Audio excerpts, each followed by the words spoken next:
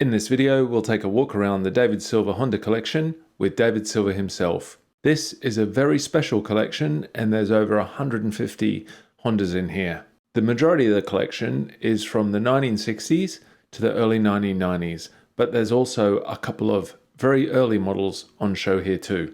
David also runs a spares business for classic Hondas and will start the video by having a snoop around his warehouse to get a feel for how that all works. He also dabbles in a couple of other interesting ventures, which we'll touch on within the first few minutes of the video.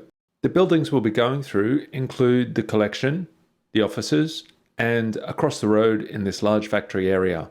As I've gone through and edited the video, I've tried to keep the flow of the models along the lines of 60s, 70s, 80s, and so on, but there's some bikes in here that are a touch out of place.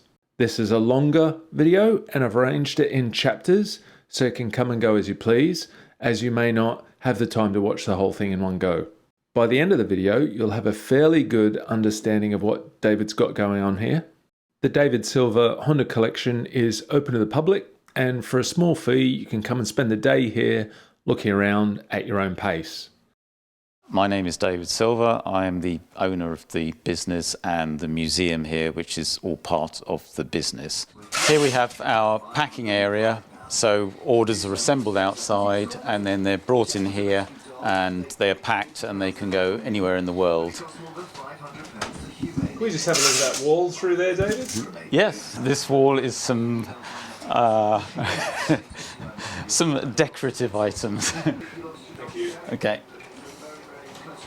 Orders are picked from the warehouse. We have 5 different warehouses they can be picked from. They're brought here. And if they're small orders, they're put into baskets, so they're ready for packing. We have an area for the bigger orders like exhaust systems, etc. So all up there as well, we've got all. Yeah, all parts are identified by part number, and they're all kept by in order in all the different parts bins. How many parcels do you go out a day? Busiest time is the springtime. We can have 200 to 300 parcels go out on a busy day. January is not our busiest month, so maybe I would say 50 to 60 on a day like today. And UK over US, what's your market? I would say 70% of our parcels are UK customers, and well, our next biggest market is the US, and after that it's sort of France. The rest, Ireland is another one. We obviously get through a lot of packaging. The larger parts are kept by, rather than the middle model designation, they're kept by what they actually are. So here we have these are aftermarket silencers. These are for the Honda CD175. They're actually made in the UK. The CB250-350 twins. These are actually made in Birmingham. To your requirements? Yeah, some are, some they made. They had the tooling and were making anyway. But for most of these models, we are by far the biggest seller for them of these particular models. So these are some original exhaust systems. We've got fairing. Original fairing, Honda fairing. Here we have the gathering point for a lot of bikes that we buy in the UK for export to the US. We sell quite a few bikes at a big auction in January in Las Vegas, and many of these bikes will be heading over there. For example, the Douglas Dragonfly. This is a very popular bike in the US. Tell me about that strategy, David, because you told me off camera before, but can you tell us how that works for you? Yeah. What's the new thing you're doing? So this is a relatively new development. Back in about 2014-15, I visited a big auction in Las Vegas that takes place at the end of January. That auction's been running since the mid-80s, and I noticed that certain models sold very, very well there, weren't so popular here. There's quite a few of them, of those examples here. So what we did was to start to export models from here over there in order to sell them at this auction, and the Mecum auction, yeah, it doesn't always work out, but in a lot of the cases it has. So that's become something that I do fairly regularly now. Yeah. And you said you've got containers going over, and then you got them coming back. So you're really making we sell bikes. We buy bikes here to sell in the US, and we buy bikes in the US to sell here. So we've developed a strategy where we've got crates which just go backwards and forwards and can be reused over and over again, which have crossed the Atlantic many, many times. So that cuts saving and waste to the, a lot of people who ship bikes one way, they'll build a floor and then it gets destroyed, but we're reusing the same crates over and over again. So here we have the bikes that we have for sale. You can see them on our website, but we have bought them mostly either directly from Japan as grey imports, or the US again as grey imports. So these, for example, are Japanese models. The Honda Zelvis is one that we never had here, from the early 90s. Percentage of these do you reckon are grey imports? I would say, as in models that haven't been sold here, about 40-50%. As in actual used imports, probably around 90%. So those examples of the crates I was talking about, they form they're sort of individual crates that so you've formed an upper and lower level, and then you can just keep reusing them over and over again. We designed these ourselves. These we bought, metal ones that we bought in. These ones have pillars, so you can stack too high with the pole. You put the sort of, those poles go in, they slot in, so they effectively stack too high in a container. What sort of damage do the bikes, if any, get? None, because they're completely isolated from each other. And while we're on the way to the workshop, you guys do customer work here as well, because you mentioned that. We don't do a great deal of it, but we did this, so we're doing this GL1000 and this Honda Pilot. Some kids had it and they rode it without any oil and seized it solid, so it's going to be completely recommissioned. Bridgeport milling machine here for some of the stuff that we have to we can use that to do some rebores. Shot blast cabinet here to take the rust off. Got another one here.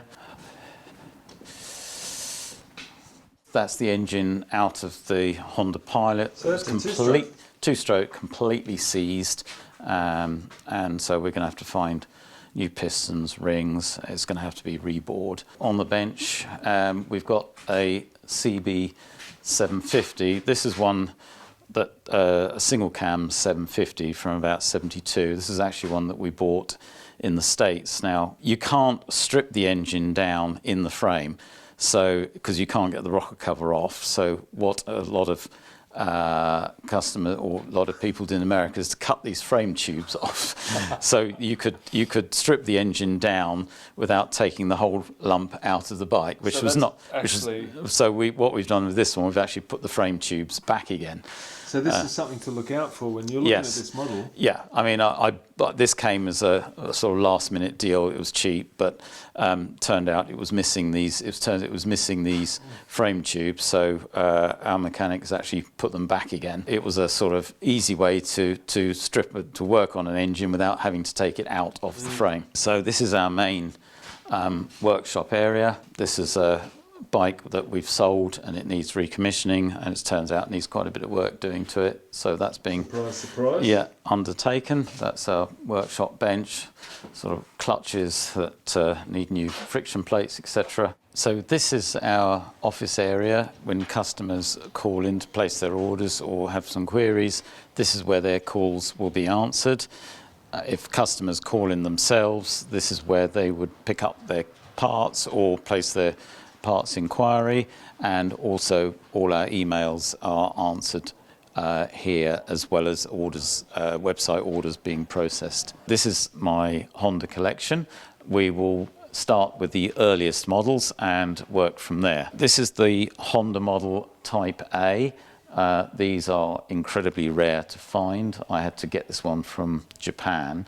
The engine is the first engine that Honda actually made. He did actually, Mr. Honda started out buying engines, ex-World War II engines that used to power transmitters and things, and strapped them to bicycle, but he actually made this engine and is strapped to sort of a bicycle. Well, he used various bicycles. They could go to any bicycles and strap them on. This is the Cub F, similar sort of thing. The engine came in a box and you just strapped it onto any bicycle you were riding. So practical, cheap transport that back in the days, just post-war Japan needed. And the roads were sort of quite poor condition. There weren't many cars, so this was transport for the masses. Here we have a letter from Honda in Japan congratulating us on our opening of the museum back in 2016, signed by the Chief Operating Officer and Director. And the plaque where James May opened, the TV presenter helped open the museum. This was a gift that Honda gave to dealers when they used to go to, back in the 60s and the 70s, Honda would invite all their dealers to go to Japan on a factory visit. Now, I'm not sure if every dealer got one of these or just the top dealer did, but it's a nice piece. So here we have models that were made for the domestic market only in Japan.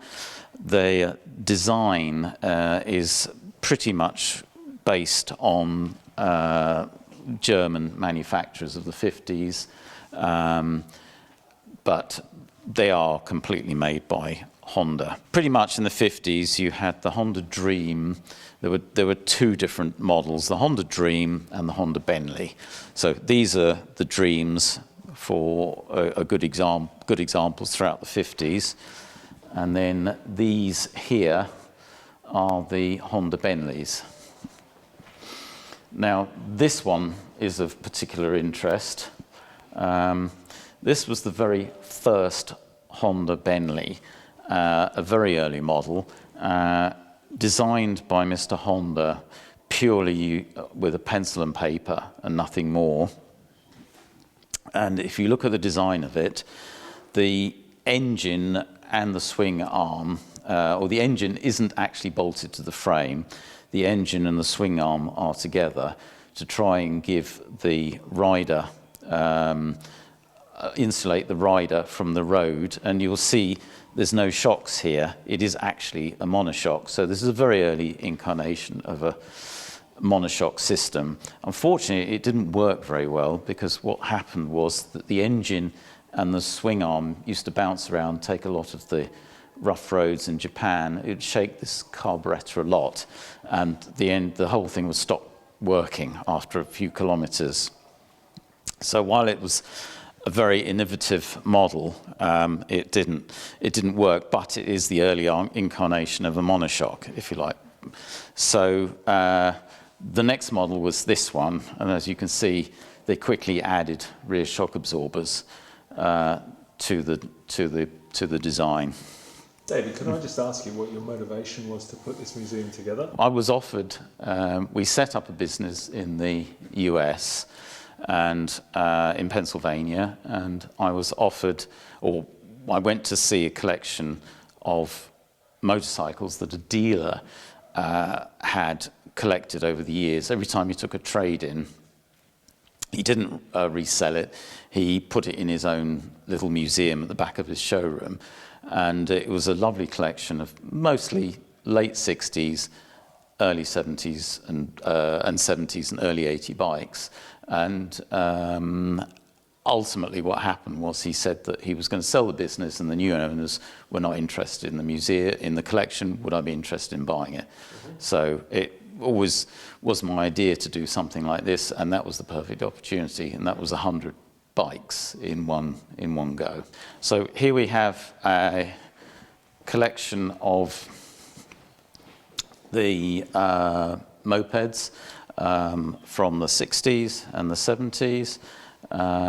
Now, this one is quite interesting, the Honda People Power Cycle.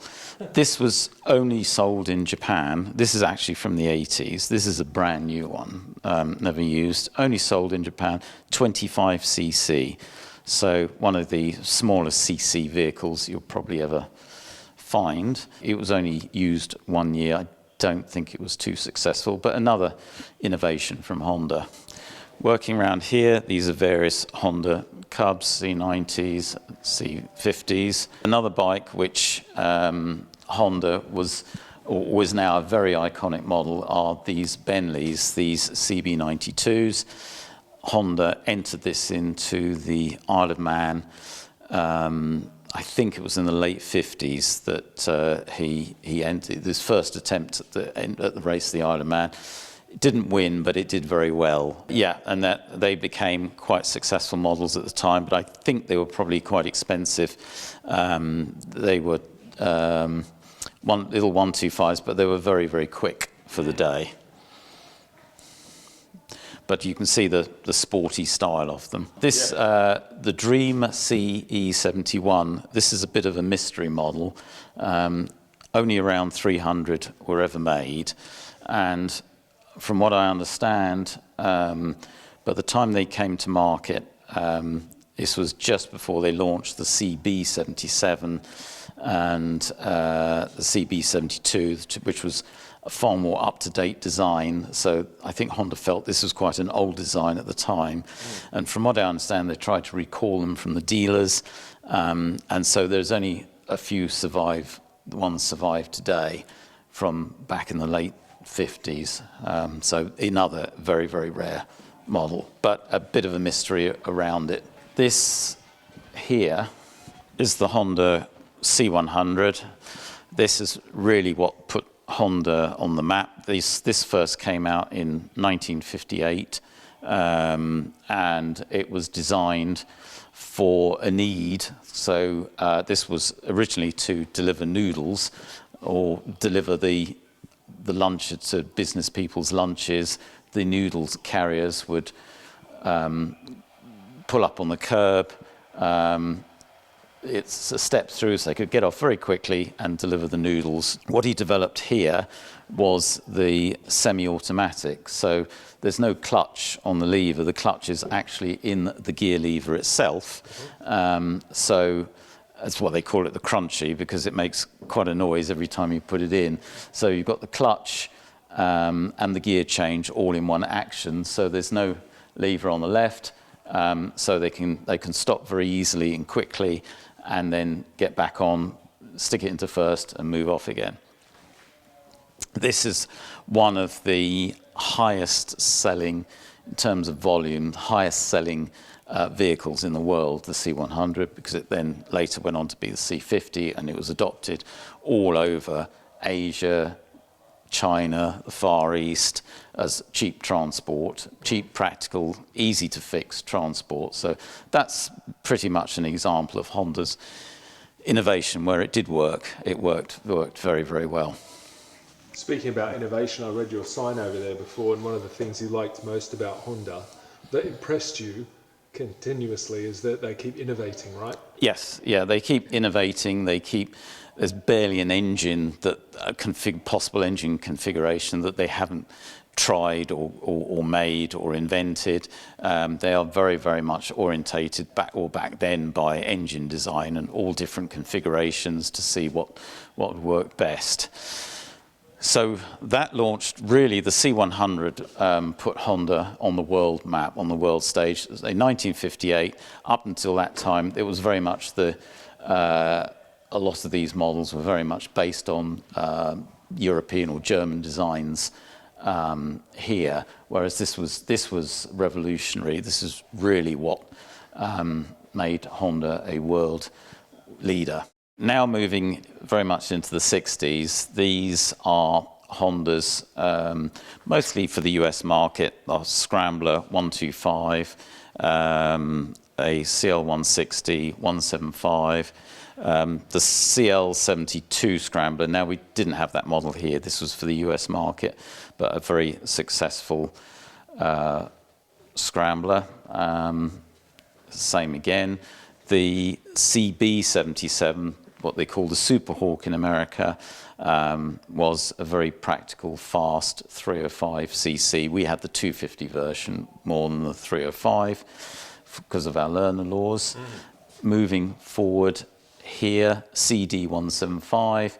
The time that we bought the bikes in the seed bikes in the US, which was 100 bikes, I knew someone called Roger Etzel who used to work for Honda UK, and he sort of developed other businesses after he left Honda UK, one of which was Honda restoring early Hondas, and he was supplying tools, etc. And he agreed to be the project manager for this museum. So it's his layout and design of what you see today. Yeah. And the wall friezes with the years, etc., the timelines are his creation. And they obviously relate to the bikes that we're looking at. They relate very much to the bikes that we're looking at. Again, in the 1960s, the SS125 Super Sport. This was just a 125 twin cylinder, sort of fairly fast, fairly quick model of the day. The CB160, this was very popular, especially in the US. CA160 is the more sort of practical one. That's the more, the CBs would tend to be the more sporty models, twin carbs. The CA Touring, that's a single carb, more along the lines of the CD175, just more practical and cheaper, more utilitarian. The CA78, that was again a more utilitarian version of the CB77, CB72, single carb model, not as sporty. The CA95, again, this is a 150cc, but single carb, again, more utilitarian. So these are the more sort of utilitarian bikes rather than the sportier models. The Honda CB450, this was the first of that series going back to 1965. Now, this model could do 100 miles an hour, despite the fact it was only a 450 twin, which very much compared to the Bonneville, the Triumph Bonneville of the day, in terms of performance. So this was another world-beating model that competed well with Triumph. Having success with that, they then went on to develop the next 450, the K1, improved gearbox. That's now 5-speed, not 4-speed, sportier style. And then it then moved on into the 70s. Now we've got disc brake.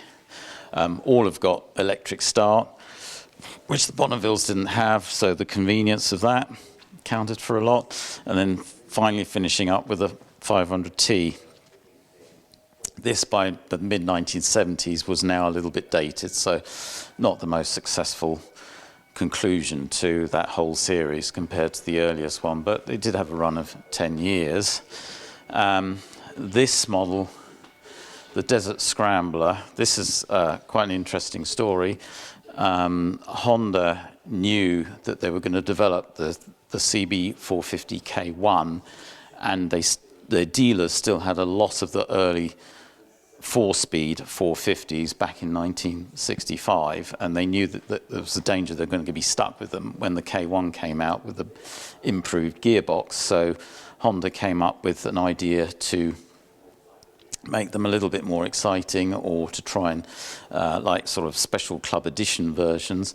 They invented created a high-level exhaust, sporty tank, and various other bits and pieces to give them this sort of scrambler look. But without realizing it, they'd invented a whole new genre of motorcycle. The CL, or the Scrambler motorcycle, was created by mistake, effectively. This was the first of the CB 250s. So year of introduction, 1968. Again, Honda they sold in the US the 350 versions. We always got the 250 version because of our learner laws.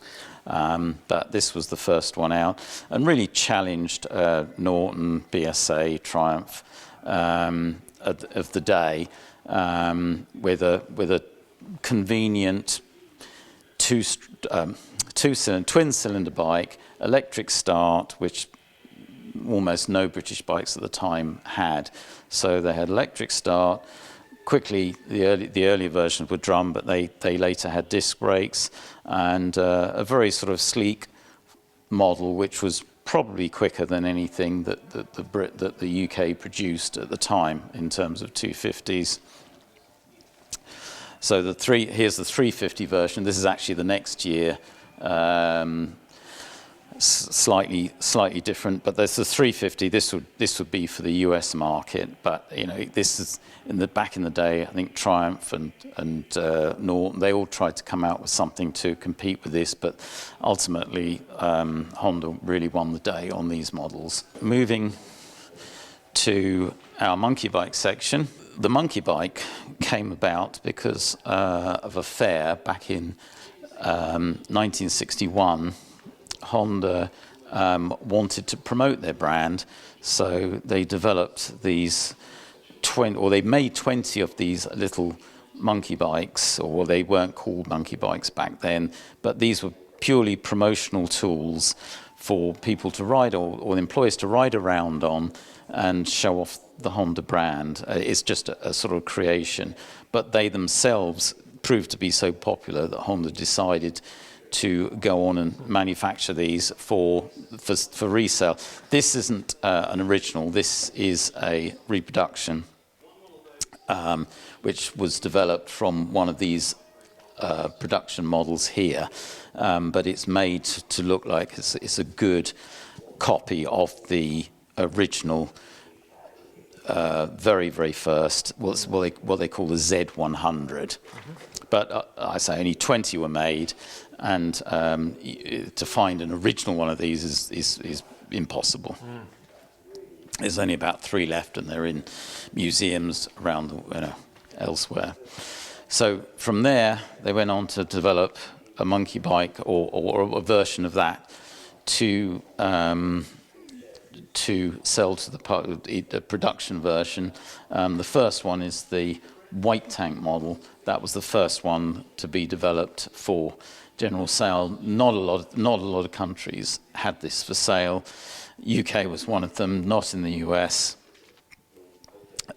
Japan, and a couple of other countries, but not a huge production. The red tank model, this was more common, but again, limited production compared to later years. CZ100, that was a sort of direct or followed on from the Z100. Then, back in about 1967, they developed the Z50M, sold in more countries, but still not the US. This was the first monkey bike that Honda made, the Mini Trial, that went on sale in the US, and this sold in hundreds of thousands. Their VIN numbers were originally shorter, but they realized they had to make the VIN numbers longer because they sold so many of these. It was incredibly successful. This is what is generally termed the hardtail version, because there's no shocks at the back. Yep. So this ran up to about 1971. From about 1960. There's three versions of this. The European versions were slightly better equipped with speedometer, but this was more for in the US, more for off-road. So this is the first of the what they call the soft tail version. And now got shock absorbers, more developed. We're now into the sort of mid-70s with these. The QA50, that was a slightly different model. It's semi-auto, 3-speed, semi-automatic. This one is the actual one that James May reassembled for one of his TV programs. Oh, okay. If you have anyone, it's called the Reassembler. And then we had the CT70s. In Europe, we had the ST70, which was the more road-going version. The CT70 was a slightly more off-road going version. And then we had various incarnations of that, the ST90, and then the ZB50 as well. But this is now going into the 1980s here. So this is within the museum what we like to term Cop's Corner. Several of these bikes would have been offered to police forces around the world. Of course, from motorcycle manufacturer, a police contract is the holy grail of what everyone wants. So they develop, a lot of them would develop police versions of their regular models, but of course not a lot of them were taken up. So some of these would have been offered or were offered to Honda UK, but they didn't necessarily adopt them. But see, these were the original examples. The Honda 750, that's the police version of the popular 750 Supersport, for Honda's first Supersport bike. Not adopted by the UK police, but they were taken up in other countries. I think the Middle East took these, or some countries in the Middle East took these up. That was certainly a popular, the CBX 750 was a very popular police bike. Some states in the US, I believe, but certainly Middle East, again, various Middle Eastern countries adopted this as their go-to police model. And this one, the ST1100, this was adopted by the UK police for many, many years and was very, very successful. Jump forward to 1969. This model is the one that put Honda on the map for superbikes. This was so innovative back in the day in '69. Inline 4, nothing like this has been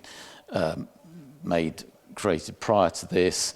Disc brakes, electric start, everything that somebody would want it, making it incredibly easy and practical bike to ride, very fast. This is one of the early sandcast models. Now, when I say sandcast, Mr. Honda didn't believe that they would sell many of these, so the original tooling was only temporary. Hence, sandcast. If you look at the surface, it's not very smooth. The castings were only made for a certain number, and then eventually they sold out the first 7,000 units. The first 7,000 units were sandcast models. Then after that, they went to die cast. They made more permanent tooling because it was clear at that point that this was going to be a very, very successful model. First launched in the US. There were 4 prototypes that were made, 2 of which have come to market, 1 of which was lost, and 1 got destroyed. But these were the prototypes are incredibly rare, precious items. This is an early example of sandcast with a 3-digit frame number, and it's been restored, obviously. This is the Honda CG125. This was very much the commuter bike for the UK. Worldwide, this is one of the most successful selling machines, especially in the Far East and China. I mean, now China, they're still producing copies of these, or they mass produce these, or they certainly mass produce these for Asia as well, but a very simple, easy to work on, everyday ride to work motorcycle. Honda SS50, this was Honda's version of the sports moped. Back in the day, in the 70s, the UK government said in order to qualify as a sports moped, this is a vehicle that 16-year-olds can ride. It had to have pedals. So the Japanese very quickly developed a system where it had pedals, but the pedals were very much optional. They are actually locked forward, so they are really footrests. I had one of these bikes back in the day, And I can tell you they're very difficult to pedal. You can, legally, they had to be propelled by pedal power, and this lever here, it locks the, look, this lever at the moment is locking the pedals into position, so they really are footrests. But if you spin this lever over, the pedals will actually propel the motorcycle. But it's not really practical at all, but it did qualify them as a moped. But the thing was, they got faster and faster. The Honda SS50 actually wasn't that quick. The Yamaha FS1E and the Suzuki AP50 were much, much faster. They were two strokes, of course. But ultimately, the government back in about 1978 put a stop to this and said that they scrapped the whole pedal idea, but in order for it to qualify as a moped, i.e. something a 16-year-old could ride, it was limited to 30, I think it was 45 kilometers per hour, which was about 28 miles per hour, and had a very limited brake horsepower output, which is the example we've got over here, the Honda CB50J.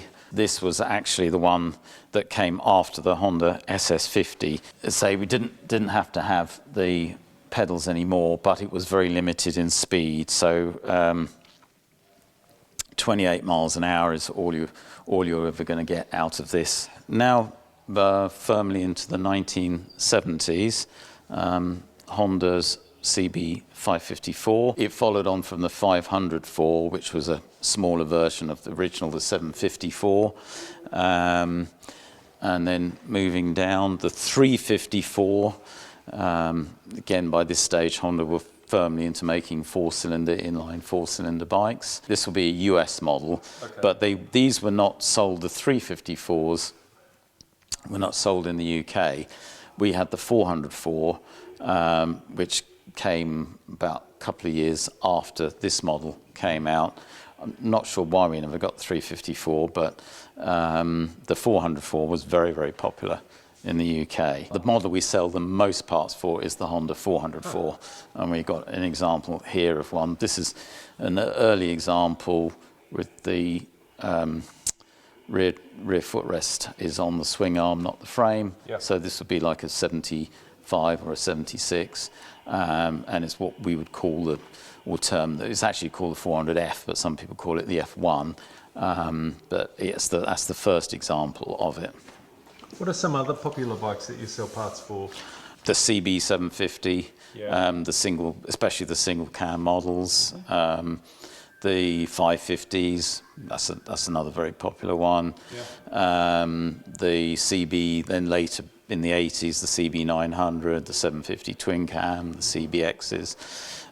There's a whole hundreds and hundreds of models we sell parts for, which we don't have a lot of customers with those bikes, but we have a few dotted around, and we support them with parts. Mm-hmm. What I spoke about earlier, that the 504, that was the first four-cylinder bike after the CB750, and again, this is now becoming quite a sought-after bike, and some of our customers or people who find the 750 a bit of a handful. They may well be choosing a 500 or a 550 in preference. Yeah. The 750 single model, this was another development of that bike. This is about 1978. Same single cam engine with some improvements, bigger valves, but it's now got the twin disc and bigger indicators.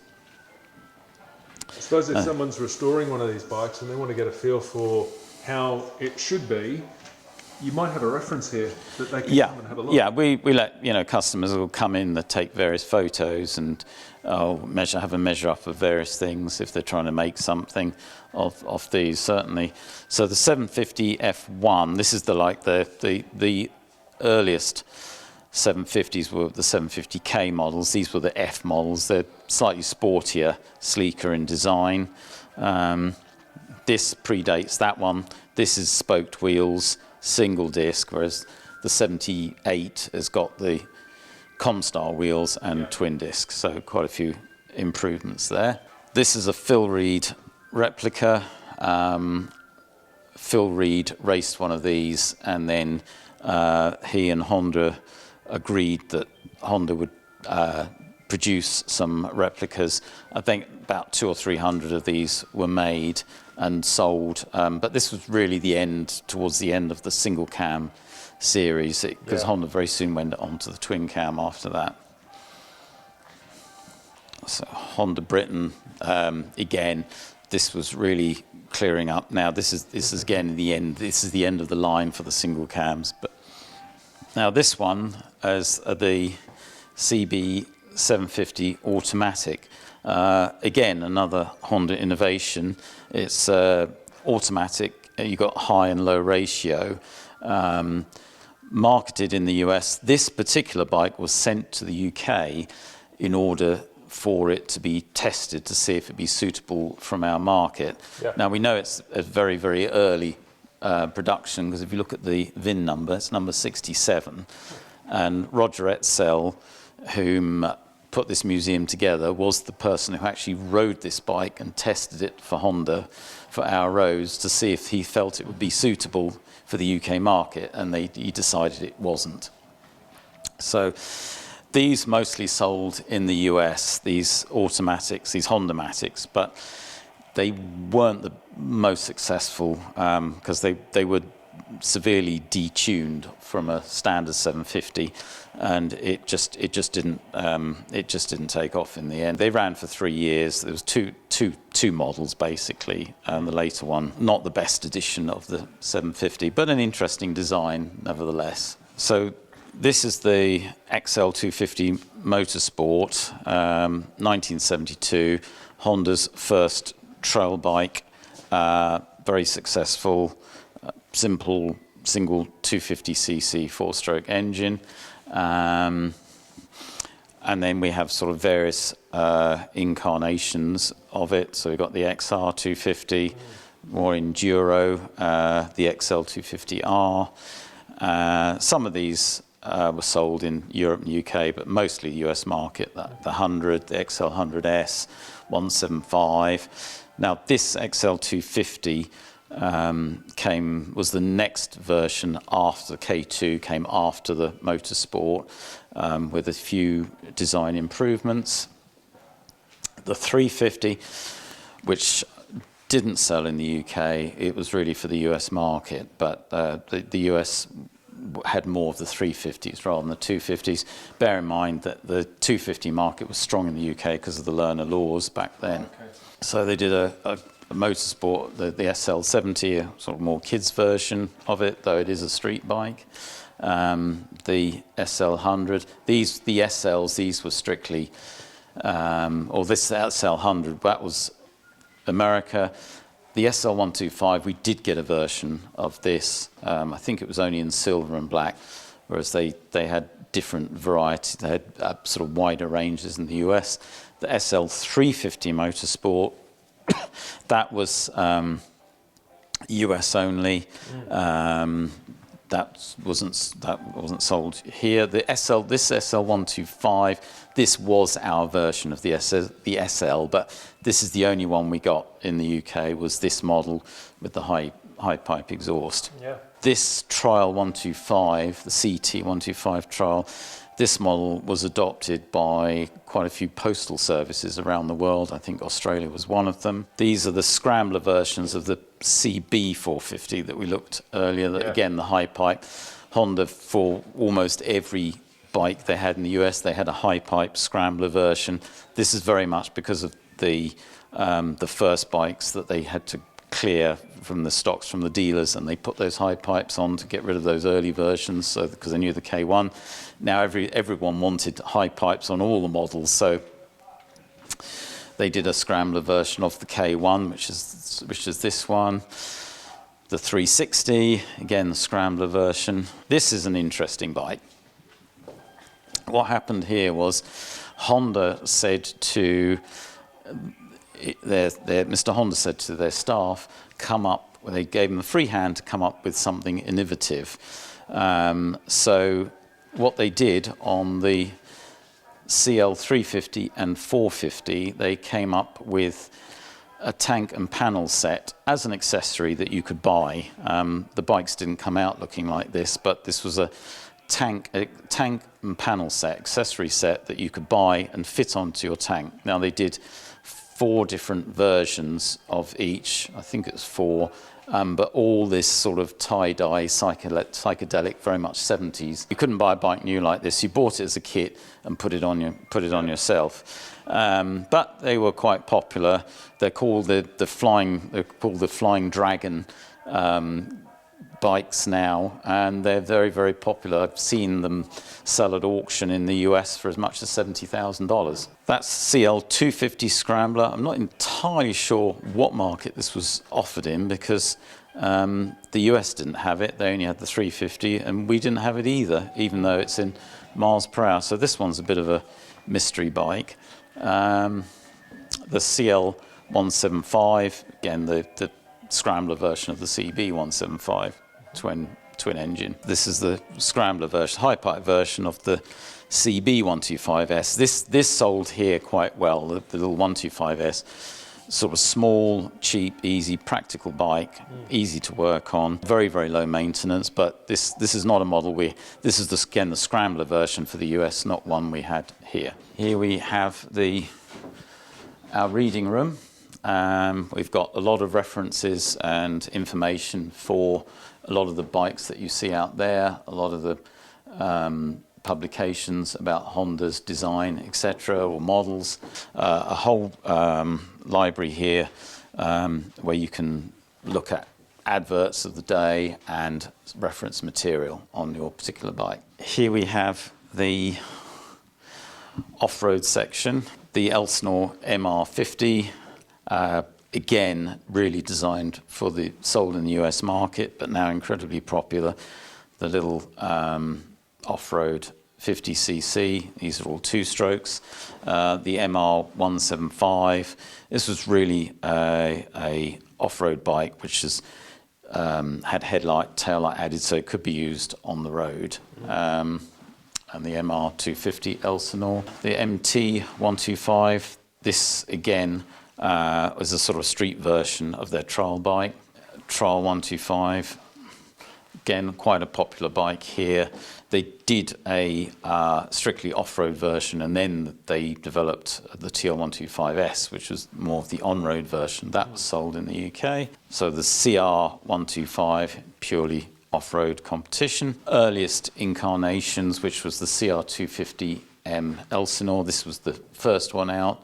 First year, I think it was actually 1972. That's a 73 model. And then they did a 125 in 74. ATC 90, or they called it the US 90, that first appeared in a James Bond movie, Diamonds Are Forever. And that really helped launch that model. That was the first, I think they just called them buggies back then, but they first appeared on a beach and have been popular with farmers ever since. That's later, they did a sporty racing version of the ATC, but ultimately these were banned because they were so dangerous. They overturned very easily. So of course they did a kids version, ATC 70, and then this little QR50 is just a little off-road 50cc, and this actually was a bike they sold in Europe, and they didn't sell these in the States. This was a sort of European version, if you like, of the MR50, whereas that was the US model. This is what we had in Europe, the QR50. So now we come to Honda's twins, which were very popular in both the US and Europe as well. This particular model is the CB 350K4. This was actually restored for us by a local school, which we helped with the kids to do the restoration, but it was a good project for them and they thoroughly enjoyed it. So we've got a book with all the pictures of the class, etc., and all the different parts that they had to change. Some of the stuff had to be restored. Here is a 350. This was 73, This was really the last of the CB 350Ks, and they've already developed, they've put on a disc brake and a slightly sleeker, a few minor changes. But that really then developed into the 250 and 360. Again, we had to stick with 250 because of the Lerner laws, but the America had the CB 360, and this is what they call the G, or we call them the G5. This was the UK version, 250 G5, but now we've got we've got the disc brake, and from what I recall, I think this was 6-speed model. I'm pretty sure these were 5-speed models. So again, many improvements on this. We then went on to the Dreams. Now the Dreams came out in 1977. We had both the 250 and the 400, whereas in the US they just had the 400 twins. This is a big leap on. We've now got CDI ignition, Comstar wheels, upgraded brakes, and a lot sleeker, a little dashboard, sort of inline sort of dashboard with all your lights in all one binnacle. So again, a more modern design. Though this particular style didn't last very long. They went on to the Super Dream. They did at the time they did an automatic version of the Dream, automatic for the 400, not the 250. I think only moderate amounts of success and sales of this, because again, it wouldn't have been as quick as the 400T, the manual version of the day. But this came out about the same time, or a little after, as the 750 automatic. But it was really another experiment by Honda to see if there would be much call for an automatic version of all their bikes, but ultimately it didn't prove to be popular enough.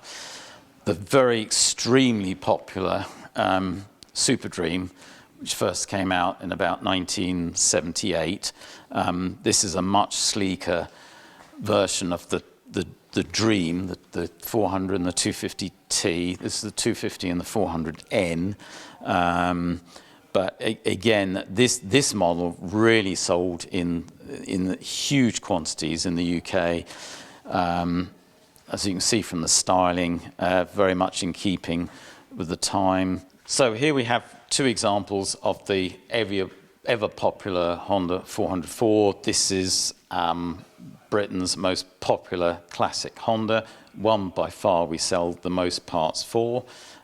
This is the earlier version, the 1975 version with the rear footrests on the swing arm. This one was actually owned, we restored it for James May. He owned it for a while, but we've since had it back off him for the museum. And then in the second version, there's the F2 version. You've got a few minor changes. You've got more detailing, sort of decals on the tank. You've got the popular yellow. These came out in this yellow color and red as well, a deeper red. But the rear footrests are now on the frame rather than on the swing arm. But other than that, it's pretty much the same model. The Honda CB100, not a great seller here, but this sold in quite large volumes in the Caribbean. I know they had a lot there. We get a lot of demands for parts and various other countries. Again, they did sell in the US, but I don't think in huge volumes. The CB125S, which was a slightly later model, was very popular here. A real basic, easy to work on, simple 125 model very much for your everyday use. A good commuter bike. The 175. This is a popular model today for people to restore, and back in the day, you've got twin carburetors, twin exhausts, so quite a nifty little bike. So this was quite a popular What do people like about this? The colour, the twin the twin carbs, the fact it's also electric start and on a relatively low cc, so it's the convenience of that. CB200, this is a bit of a interesting machine.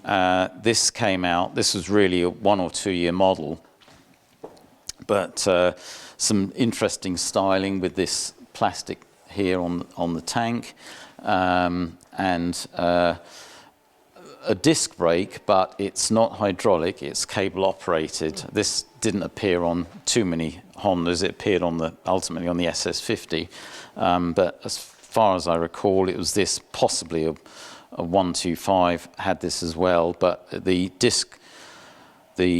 cable operated disc brake is not something that you see very often. But you've got the quite nice styling. Again, this is quite a popular bike for restoration now. People remember it, but they didn't sell a huge quantity. It was pretty much a 1 year model in the UK.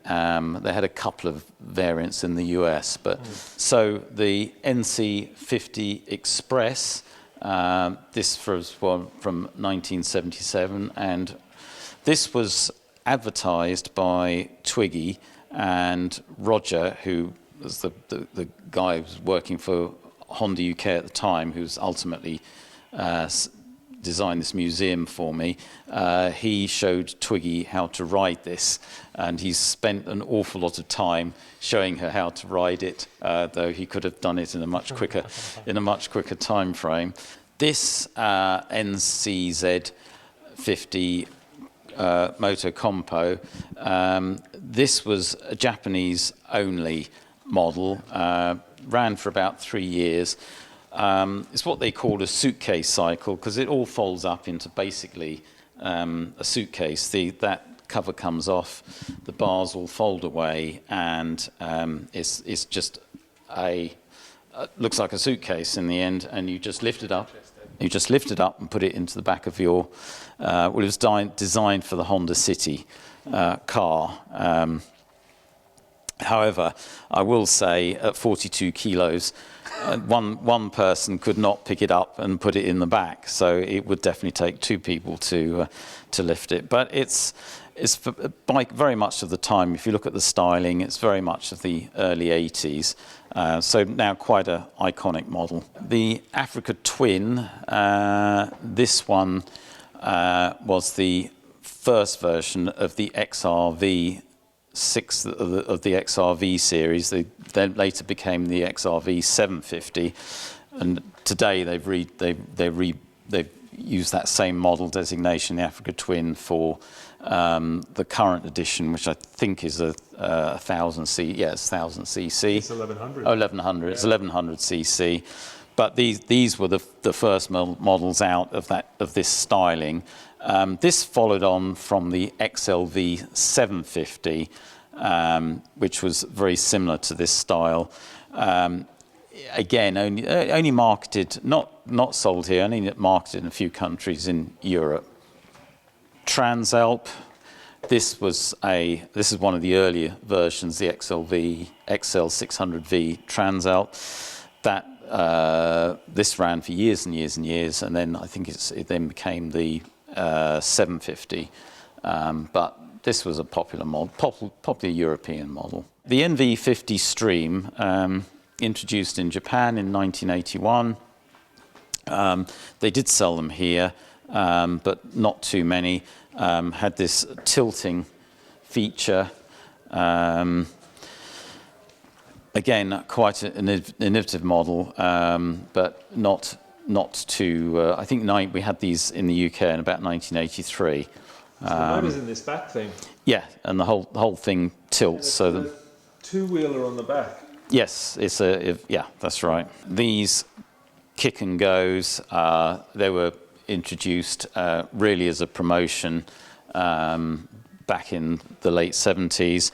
I don't know that they had them in the UK. They were certainly they're made for US dealers. This scooter, again, another innovative design, the CN250.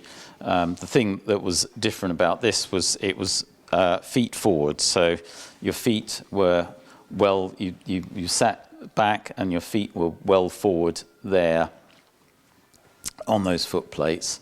This is the Honda CBX 1000. This was really at the time that Honda wanted to show off their design capabilities, a 6-cylinder inline machine, 1000cc, and at the time was quite expensive to buy. I think it was around it's 2,500, but really an experimentation in design. Could you fit a 6-cylinder 1000cc engine onto a bike? And here we have it. This is the CBX 1000. That's CBX 1000Z 1979. This is a 1980 model. This was actually made in the US. This is one of the earliest US production models, and it was limited to 100 brake horsepower. This was a voluntary agreement with manufacturers before they realized that governments were actually going to impose a power speed restriction. So this was very much them trying to get ahead of that. But a few improvements. The forks are thicker, bigger. The Comstar wheels are improved on this, and a few other minor design features.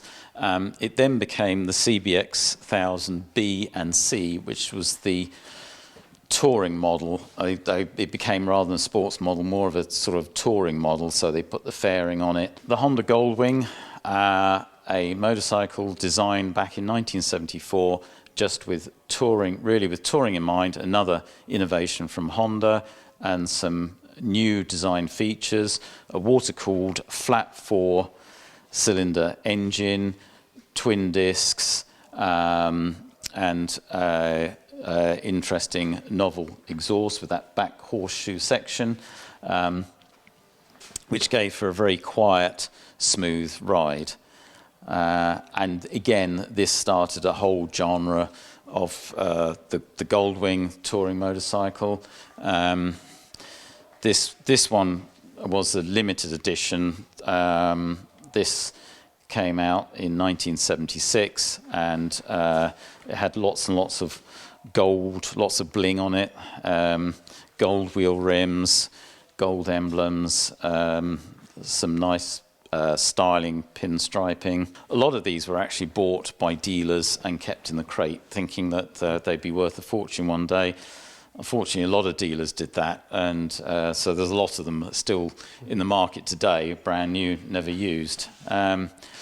This was the Goldwing Executive. This was purely a UK innovation. They realised with touring being the thing, a lot of people were buying these Goldwings and putting fairings on them. So Honda and Rickman developed one so that the bike, when the bike was, these were sold, these Executives sold, they came with the fairing on. This was purely a Honda UK innovation. And this particular, well, they were numbered, and this model was actually number 1. I think there were 50 of these made. Further development on the Goldwing. This is the 1979 version. Now we've got not spoke wheels, Comstar wheels. Slightly different design on the tank. We've got a little instrument cluster here. So you've got your fuel, temp and voltmeter all on gauge. This is sort of almost similar to starting to look a bit like a car, more car style. And a few changes, cosmetic changes to the bike overall. But not long after this, or very quickly after this, they developed the GL 1100. Now this one this version of the 1100 came fully equipped for touring. These boxes did come with the bike, was part of it when new, this particular version of it. So very handy for touring, fairing as well, and it's all nicely color matched as well. So this is the GL 1100 DC, which was the UK model touring. You could buy the early 1100s did come naked, but by this time Honda, realizing everyone kept buying these bikes, wanted a fairing fitted, so they developed their own and boxes as well, so ready straight up for touring. The next version is the GL 1200. The very, very first version of the GL 1200 was a naked version. Well, they did one in 1984, but they didn't sell many of those. They mostly had fairing and boxes now as standard. This particular one, this limited edition, if you look, has got some sort of navigation system on here. I have absolutely no idea how it works, but lots of buttons to press. Here, digital speedo, this radio, you had to put your cassette in there to play. This was all part of, this is not an add-on, this was all part of the bike. It came with the bike when it was new. I believe you could play these through the speakers, or you could have it as a headset. This is now the Pan-European, came out in around 1990. As I say, we've got the police version upstairs, but this is a very, very popular touring motorcycle. Always got now the fairing, the boxes as standard on these.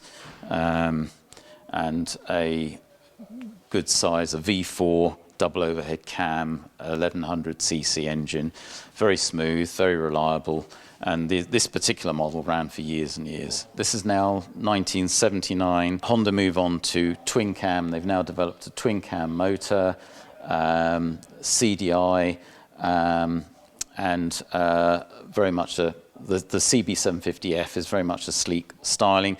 The first models out of the twin cam were 750Ks. They weren't the sporty style that you see here, but this is very much in keeping with the 250N, the 400N, in that sort of sleek body styling. Over here we've got the CB900 version. This is a little bit more popular.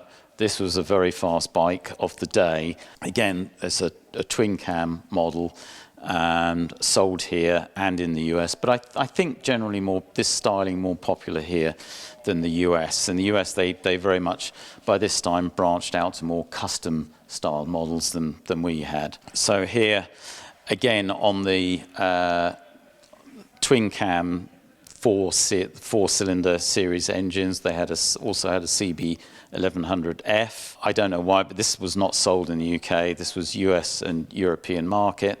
A very, very quick bike of its day, but I don't think sold in huge volumes. I think their market was more successful in the marketplace with the 750Fs and the 900Fs. So again, the inline double overhead cam four-cylinder. These were all these engines were 16 valve as well. We've got the CB1100R. This was purely very much a sports bike and only made in limited numbers. So there were 3 versions of these 1100Rs. This was the first version, and then the 82, and then there was a 1983. But the later versions had a more sleeker fairing, full fairing rather than just the top half semi-fairing. This is now into the 1982, 1983 era. This Honda developed the turbo. Honda had a CX500 and a 650 turbo. About that time, all the Japanese manufacturers were trying out turbo designs. This was Honda's innovation. I don't think these were too successful.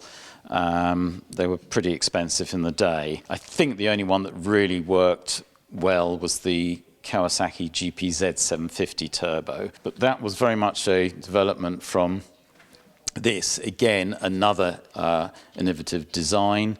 1977, these Honda CX, they came out with the Honda CX500, liquid-cooled 4-stroke V-twin engine.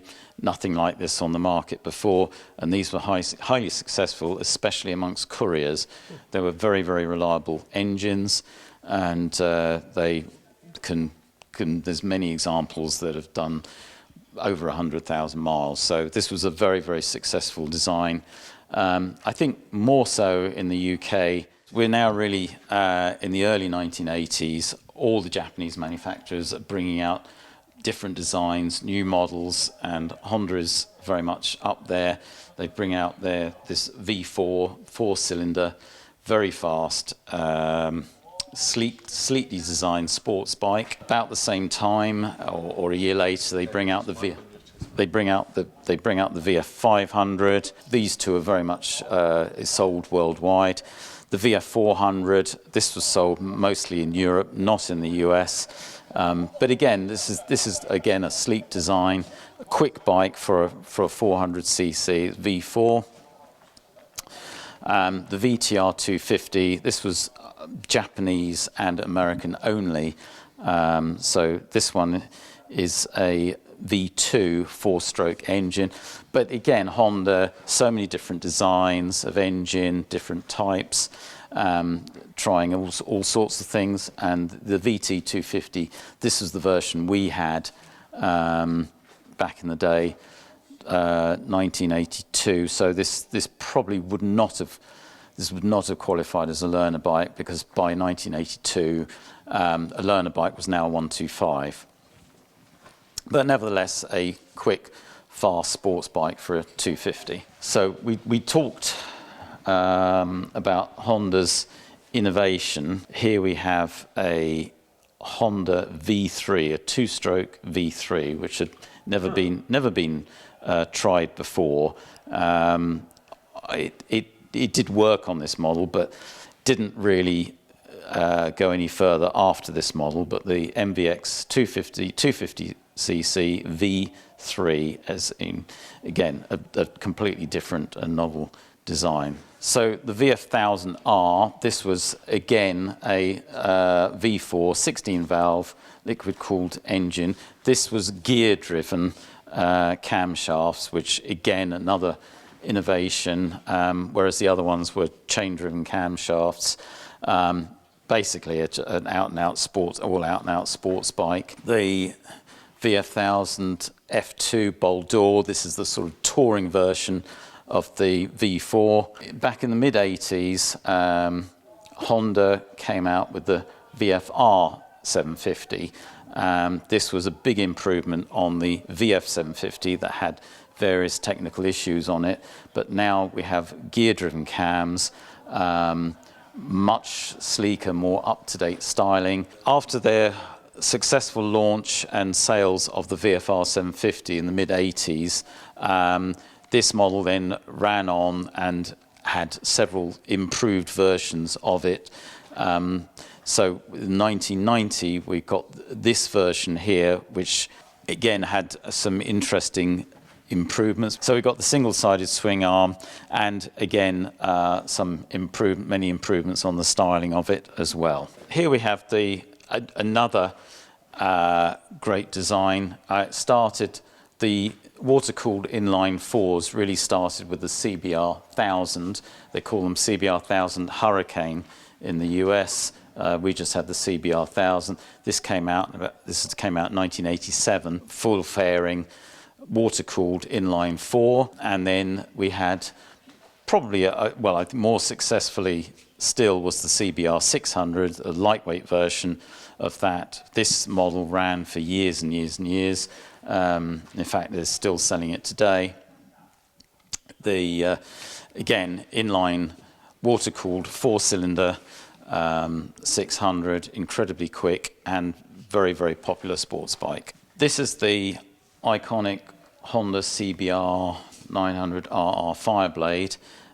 This came out in 1992. This is the very first edition of the Fireblade. You can tell that the styling and the decals and the fact that it's twin headlight.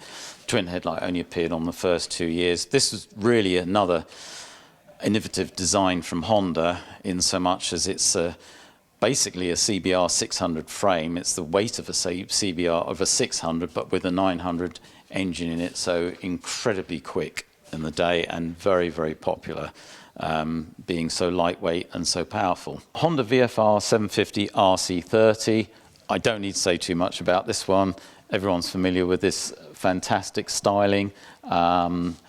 very sleek, very modern for the day, and extremely popular. The Honda NR750, only 300 of these were produced. It's really an exercise in what technology could be put into a production bike. It's got a V4 oval piston engine, a screen which displays the speedometer, tachometer, etc., which is actually displayed on lights on this titanium screen. An exhaust system, which at the time was new, is actually integrated into the tailpiece. At the time this was new, this was sold, this had a retail price of £38,000, which was an incredible amount of money for a production motorcycle back then. But today, they change hands for almost twice that amount, or can do.